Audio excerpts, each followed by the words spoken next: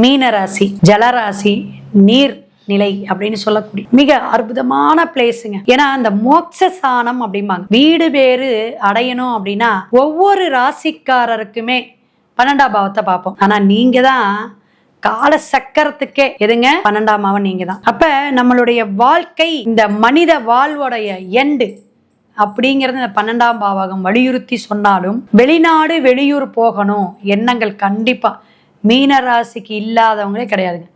நான் வெளிநாட்டுக்கு போனா வெளியூருக்கு போனா இந்த அதர் பாஷை கற்றுக்குவாங்க.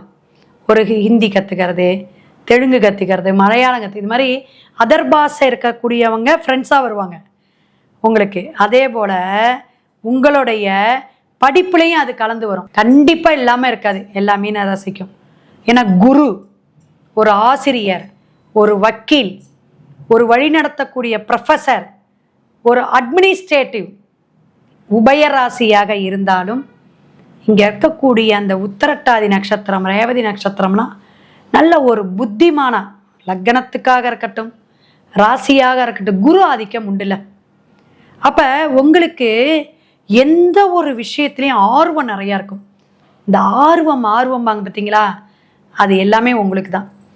மனிதாபிமானம் யாரா நீங்கள் தாங்க. மனசாட்சியோட பழகணும், மனசாட்சியோட நடக்கணும் யாருங்க? மீனராசி தான். மீனராசி கிட்ட பழகுனாவே, மீனராசி கூட இருந்தாவே நமக்கு மனசு பக்குவமாயிருங்க. நல்ல விஷயங்களை எடுத்து சொல்றவங்களா இருப்பாங்க. தனக்கே ஒரு விஷயங்கள் தோணும், யாரார்கிட்ட எப்படி பழகணும். நிறைய நட்பு வட்டாரம் இருக்கவே இருக்காது. லக்னமா ராசி வேற, அடிக்கடி சொல்றோம். ஆனா அந்த ராசியில பிறந்தவங்களுக்கு தான். கொஞ்ச நாள் ஃப்ரெண்ட்ஸா இருந்தீங்க, ரைட், தன்னோட குடும்பம், தம்மனுடைய குழந்தைகள், தம்மளுடைய உறவுகள்னால ஒரு பெரிய அவமானம் சந்திப்பாங்க. அது உறவுகள் மூலியமாக ஒரு பெருத்த நஷ்டமோ பெருத்த அவமானமோ கண்டிப்பாக மீனராசியில பிறந்தவங்க சந்திப்பாங்க. உறவுகளை நம்பாதீங்க, நட்பு வட்டாரத்தை நம்பாதீங்க. என்ன மேடம், 7ஆம் இடம் பாதகாதிபதிமா புதன் மாது. உங்களுடைய வாழ்க்கை லவ்வாக இருக்கலாம், ஒரு நேசம் பாசமோட இருக்கும்.